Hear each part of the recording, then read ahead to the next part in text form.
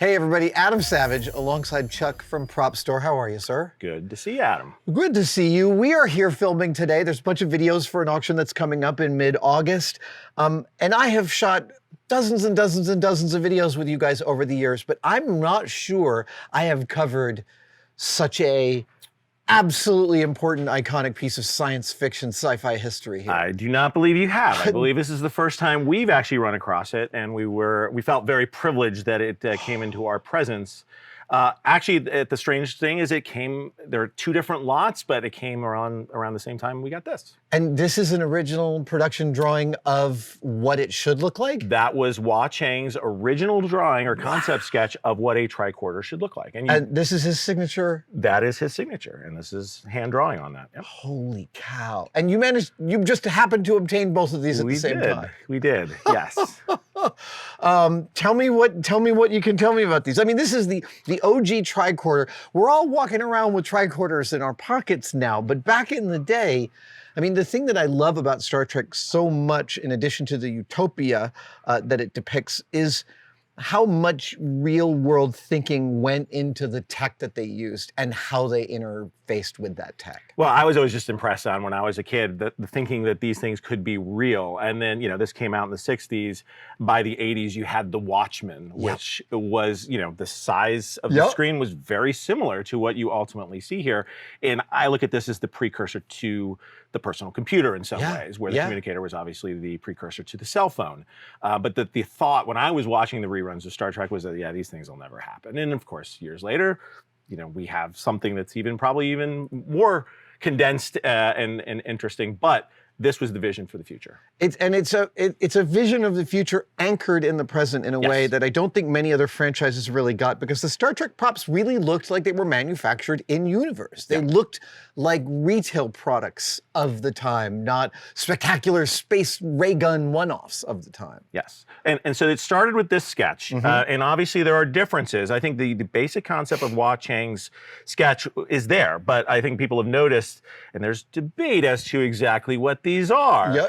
I think the current replicas that you see out there, they're memory disks. I was just having a discussion with Mike Okuda, and we were talking about, when Spock used it, he would actually touch the buttons, and maybe they were actually control buttons as portrayed on the show. So still debate over the years as to what they were, but the basic concept of what this was. And so Wah Chang was the person who actually built the first two tricorders for season 1 of Star Trek. And didn't just draw them, but actually constructed them. So drew this concept sketch and then constructed it. Now, obviously there's some differences, and I don't know exactly what happened along the way, that they modified sort of the right-hand side of this to shorten the amount of whether memory banks or others. The design changed slightly, but the core was in this drawing, moving on to building this. Now, this particular one is not one of the first two that were the Wah Chang ones. Those were the hero. He built two heroes, and then they made a few copies of those later. Desilu and Paramount made the copies for seasons 1 and 2. But in season 3, they came back and created two new heroes, because I would imagine in season 1 and season 2 that the first two heroes got beat up. Fair, and so they were worse for the wear. But by the time, the very first ones were actually made of leather on the outside. By the time we got to season 3, these became leatherette. So this is known as the leatherette tricorder. And so this has a known lineage for a long time within collecting. Yes. And I believe there were two of these, at least that's what I've been told, that can be screen matched, because there are slight differences. If you look at the actual known authentic tricorders, there are differences. The season 1 ones, you'll notice that all the buttons up there, or the lights up there, are blue. These are multicolored. Yes, I see like a pinkish, a yellowish, and a bluish. Yes, so they evolved over time, and then they can be, the distinct marks on these allows you these to be screen matched. This one was screen matched to a scene in season 3 where Spock is using it. Now, I'm sure they reused them in other places, but that's where we were definitively able to sort of identify this particular one. And within the canon of Star Trek props, screen matching is and provenance matching is mission critical, because there's this is a crowded space. Yeah, I mean, you can imagine, the first shows I went to, fan shows, were Star Trek comic book conventions that were out there, and so people were making replicas of these. Making spectacular replicas. They were making spectacular replicas, and that's why we always have to be very careful, is this original, is this a replica? And that's why screen matching does play an important part, because now we can say, yes, this is the one that Spock was using definitively in this episode by looking at those identifying marks on it. Is this the first of this type of tricorder that has come across your?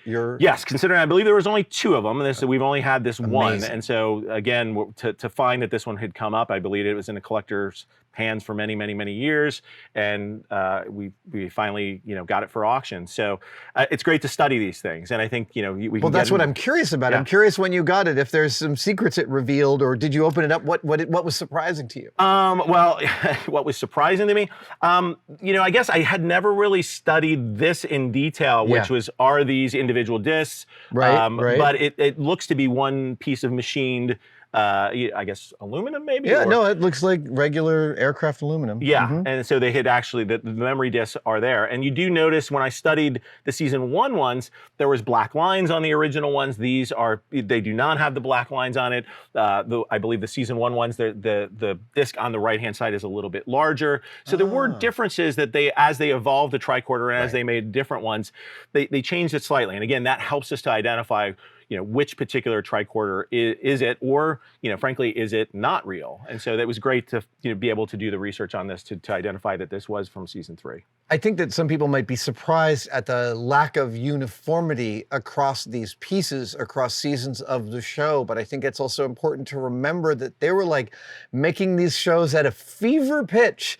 Desilu was a production company. They were churning out episodes and everyone's pulling on the same rope, but absolutely in a situation like that, in the crucible of a television show, there's going to be differences, and those end up helping us 70 years later identify which is which, right? And my understanding too is as the season 1 ones evolved, the hardware, by the time we get to season 3, it is uniform, and they had gone back and retrofitted the season 1 original heroes, if you want to look at it, to update the hardware. So you will see an evolution of those, because between season 1 and season 2, they were continuing to probably have to fix them up and make changes to them to evolve the look of these. Is this openable? At the moment, where I don't want to necessarally open it.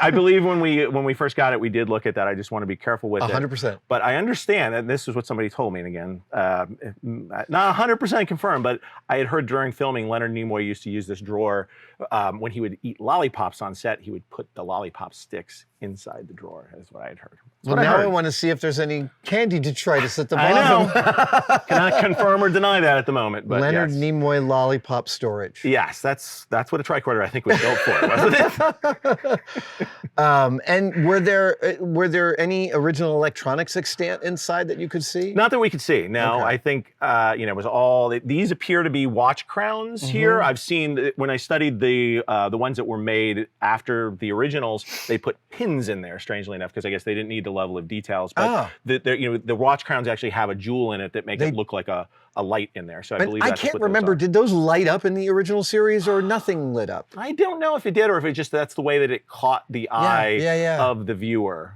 I mean, because many replicas now do put lights behind those, and that's totally, they'll spin that and they'll put some light here. But I think the moire effect that you get on that is amazing. I mean, how they did that back in the '60s. Just beats me. But that was the thing that obviously struck me the most when I was watching it on screen as well as seeing it in person. Yeah, the moire was used in a bunch of Star Trek props for specifically that aspect. Is that as the camera's moving, it's giving you, it's like the feathers on a Muppet. It's giving you this secondary motion that adds drama to the piece. Yeah, it's. So these are not all being auctioned off together. No, they are 2 separate lots.